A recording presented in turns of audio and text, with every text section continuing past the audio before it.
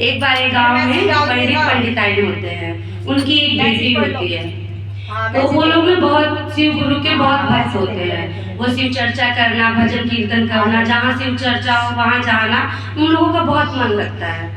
जब धीरे धीरे उनकी बेटी बड़ी होती है तो वो इतना शिव चर्चा वर्चा नहीं जानती है, वो नहीं जाती थी। मम्मी पापा जा रहे हैं, बच्चे नहीं जा रहे हैं, तो उसकी शादी हो जाती है। जब शादी कर देते हैं पंडित पंडिताई, तो जब वो ससुराल जाती है तो हर घर में होता है वही लड़ाई झगड़ा, तो हर घर में कलह कलेश है। तो उनके घर में इतना ही लड़ाई होता था ना कि सास बहू में एकदम ही नहीं पड़ता था। कभी दहेज को लेके, कभी किसी चीज़ को लेके, मतलब 24 घंटे का उन लोगों के घर लड़ाई था। लड़की भी कम नहीं थी, वो भी लड़ती थी, सास भी कम नहीं थी, वो भी लड़ती थी, दोनों ही मतलब एकदम। तो वो लोग परेशान हो गए ससुराल वाले। तो बोले ना कि ऐसा करो कि आप अपनी बेटी को, ऐसा करो कि आप अपनी बेटी को ले जाओ हमारे यहाँ से, हम नहीं रख सकते इसको, ये तो बहुत लड़ती है, बिल्कुल बात नहीं सुनती है, बिल्कुल मतलब कि किसी का कहना नहीं मानती, एकदम 24 घंटे लड़ने के लिए तैयार रहती है। तो बोलते हैं, वो पंडित जी बोलते हैं कि मुझे ना, ठीक है, वो लोग जाते हैं पंडित जी अपनी बेटी को लेके आ जाते हैं। जब घर आते हैं तो उसके बाद वो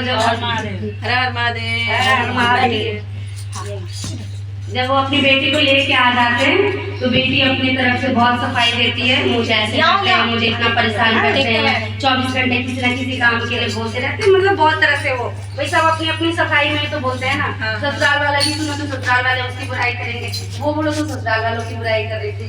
ऐसे पंडित जी बोलते हैं, वो लोग समझाते हैं, कुछ दिन रहती है, उसके बाद वो बोलते हैं कि ऐसा करो कि मैं तुमको ना एक बात बताता हूँ, 1 महीना सिर्फ तुम मेरी बात मानना, अगर कुछ नहीं होगा, इससे फर्क नहीं पड़ता है ना, तो फिर तुम आ जाना हमेशा के लिए, मैं तुम्हें अपने पास रखूंगा। तो बोलती है ठीक है। तो वो उसको बोलते हैं ना कि चाहे कोई कुछ भी बोले तुम्हारे घर में, तुम्हारी सास गाली, कोई कुछ भी बोले, तुम कुछ भी मत बोलना, सिर्फ मन में नमः शिवाय का जाप करते रहना, नहीं कुछ बोलना नहीं।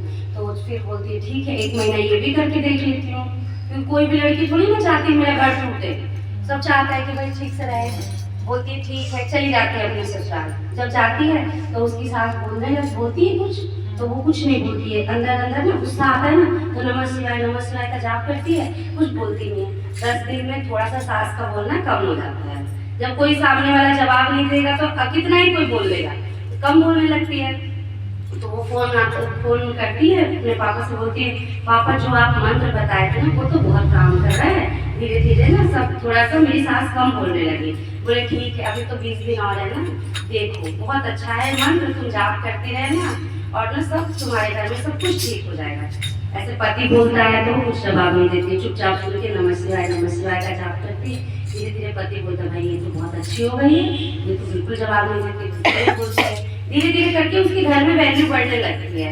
जैसे उसके काम की लोग बोलते हैं नहीं अच्छा काम करती है, सास की सेवा करती है, पति की करती है, धीरे धीरे सब सही होने लगता है। जब 1 महीना बीतता है तो उसका घर एकदम पूरी तरह से सही हो जाता है, क्योंकि वो बोलती ही नहीं है, चाहे कोई तो सामने वाला कितना बोलेगा, सब बोलना छोड़ देता है, सब अच्छे से रहने लगते हैं।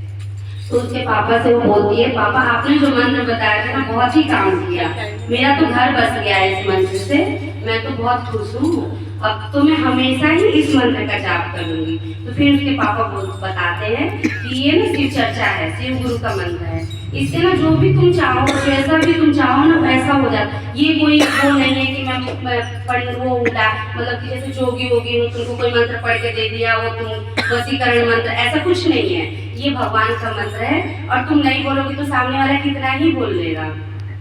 तो इसलिए उसका घर रस बस जाता है, वो अच्छे से अपने ससुराल में रहने लगती है। तो ऐसे ही हमें अपने घर में अच्छे से शांतिपूर्वक रहना चाहिए, शांति बना कर रहना।